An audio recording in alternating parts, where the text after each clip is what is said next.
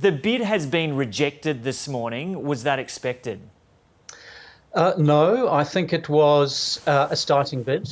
I think these are serious players, and I would doubt if they don't intend to sweeten it and purchase the company. So there is still very much a chance this could get up? Oh, yes, I should think the chances are very high. I think both of the buyers are very serious players. They don't enter into something like this lightly. So I should think their intention is to purchase AGL and to own it. Yeah, so what about competition regulation hurdles? This company that Mike Cannon-Brookes has teamed up with, Brookfield, already has interests in Victoria. Could that cause issues in terms of when it comes to assessing the competition implications of this? I don't think so. I think their network assets will be owned in a separate company. And I think their AGL assets will have a separate board. I can't imagine there's going to be a big obstacle there. So how much further do you think they're going to have to increase the share price to make this attractive until the board accepts? Oh, I couldn't speculate on that. Usually they go up 10, 15, 20%. It might need to go up more. AGL's share register tends to be older Australians, mostly small investors. All of the big investment banks have long since left. I think many of them will be privately hopeful of an exit. The share price has collapsed over the last 5 years or so. And I think Mike Cannon-Brookes and a major asset manager bring hope of a new future for the company. I think there is a chance that some of them might be able to stay invested in it, but it won't be listed anymore. How revolutionary could this be if it does get up in terms of its impact on emissions reduction in Australia? I think it's a watershed moment. I think it's a seismic shift. Suddenly you have Australia's biggest polluter in the hands of a controller, asset owner, who intends to decarbonise as soon as they possibly can, and has indicated that they will put up a lot of capital to make that happen. So I think we are at a watershed moment. I think it clarifies the picture massively for the state governments. Suddenly they're not, in a sense, sitting and waiting for the next move. They now know that the coal generators are clamouring for the exit. And it's in the gift of the governments to set the regulatory strategy and policy to ensure the new generation and storage comes in and comes in quickly. And so what could the knock-on effects be in terms of emissions reduction first, and then we'll get to price? I think it'll mean Australia decarbonises a lot more quickly than has been anticipated. I think cleaning up the power sector is a necessary first starting point. It gets a great deal of attention, of course, but strangely enough, it's actually one of the easiest sectors to clean up because the alternatives are viable. I think from there, the pressure will then come on to other sectors, but perhaps I shouldn't jump the gun. There is a great deal of capital and work that needs to be done to decarbonise, but having shareholders and owners who intend to do that and intend to do it quickly is an enormous first step. On prices, we saw a big surge in electricity prices last time we had a major coal generator leave. And strangely enough, that was largely because AGL was exercising market power. I think that sort of strategy is going to be hard to replace, but keeping the lights on and keeping prices manageable is going to be about bringing in new generation and storage and doing that very quickly.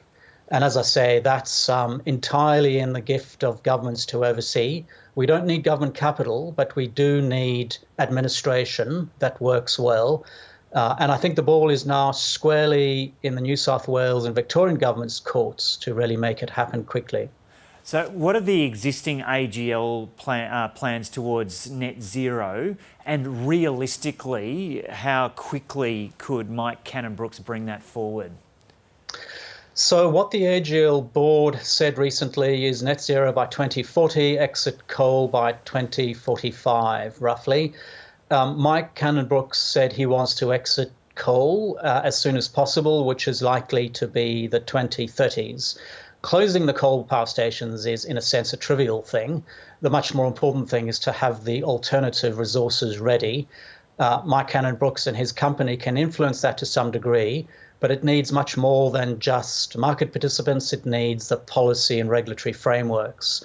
So I think knowing, as I say, that the investors are clamoring for those frameworks, clamoring to make the investments makes all the difference. You are not pushing on a piece of string anymore. So we've seen rapid decarbonisation in other countries, Britain and Germany. They've had gas resources to lean on. We don't have that. We need to build the wind and solar very quickly. Luckily, the technology is there. It needs organisation to make it happen. Yeah. And so what are the chances of Australia organising this transition in an orderly manner without too much volatility, according to Mike Cannon-Brookes' plan? Oh, look, it is early days. The technical challenges are not insurmountable, but they are sizable. The capital requirements are huge. And it's really about good government, and it's about stripping away the layers of bureaucracy and half measures that we've had as a consequence of federal state fights. And I think this strategic development, this purchase of AGL does that. It now gives state governments a very clear signal to take charge. So I'm very hopeful. It's not like we are waiting on technology change to make things possible. We have the technology. Australia's a rich country. It has the capital. And I think our governments will rise to the challenge. Yeah, so you're the first person I've spoken to about this, Bruce Mountain, and so it really feels like this is a huge moment looking back over the past 20 years in terms of climate change policy and where it's come and all the challenges there've been. This really does feel like a key moment to you. Yes, it is. I think this is the moment we will say the game has changed drastically. Big capital is now signalling that they're rushing for the exit. They've had a hold 'em or fold 'em. Well, they've folded. They've folded now, and what's left is a rat bag of smaller coal generators, all much older, much smaller, with none of the strategic significance. And so once the big guys have signaled they want out, the rest is going to follow. And I think most significantly, it's made things clear to the state governments. They're not waiting on others. They can take charge and hopefully do so with ambition and imagination and sensitivity and getting that private capital into the market quickly. Have you really got faith, though, that that's going to happen that way, considering Australia's history with climate change policy? Yes, I do. I think the difficulty we've had in the past is intransigence between the federal and the state government.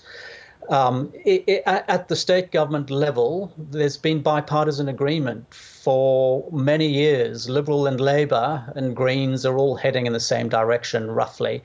At a federal level, we haven't had that, and there have been endless federal-state struggles. That time has passed now. And AGL and Origin signalling that they've headed for the exit, they want out, and they want out quickly.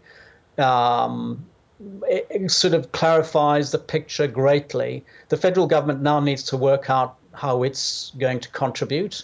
It really has little authority in the process. They've been investing a lot of money, not wisely, and perhaps they'll think more, about how they actually spend that money. But in a sense, that's of secondary significance now. The major significance is the states have been shown a very clear path, and they can step up to it, as they have with COVID. So I am hopeful. Yeah. Okay, Bruce Mountain, really interesting having a chat to you this morning at Chewton, north of Melbourne. Thank you.